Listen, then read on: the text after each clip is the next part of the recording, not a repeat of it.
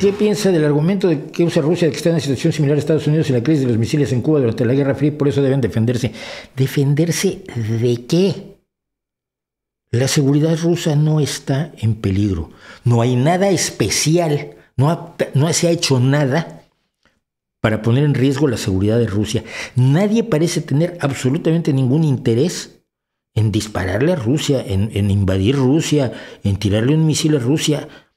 No se empezaron a acumular tropas en las fronteras de Rusia. Pero todo esto que dice Lavrov, que es el muy buen amigo de Trump, que es el ministro de Exteriores ruso, es que está en peligro la seguridad rusa. No es cierto. Quien ha amenazado la seguridad de otro país es Rusia, que está amasando, tiene 125,000 hombres en este momento en la frontera de Ucrania. Y Ucrania no tiene forma de defenderse salvo con su ejército. Para quienes dicen tonterías acerca de la OTAN, Ucrania no es miembro de la OTAN.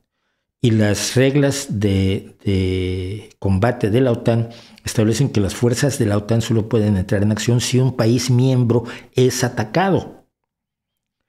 Si Ucrania es atacada no siendo miembro de la OTAN, las fuerzas de la OTAN no van a entrar. Se puede apoyar a Ucrania y se está apoyando a Ucrania, pero no se van a implicar fuerzas de la OTAN. Y por supuesto, si implicaran fuerzas estadounidenses, pues vamos de cabeza a la guerra nuclear que tanto temimos durante la Guerra Fría. Entonces no está en riesgo, pero todo agresor dice que está siendo agredido. Es el mismo pretexto que usó Hitler primero para hacerse con los Sudetes, la zona de Checoslovaquia donde había alemanes étnicos y por lo tanto debían ser parte de Alemania, y el mundo se lo entregó, y al final decidió que también quería las partes de Polonia donde había alemanes étnicos y las partes en medio pues también las quería, y al final procedió a la invasión de Polonia.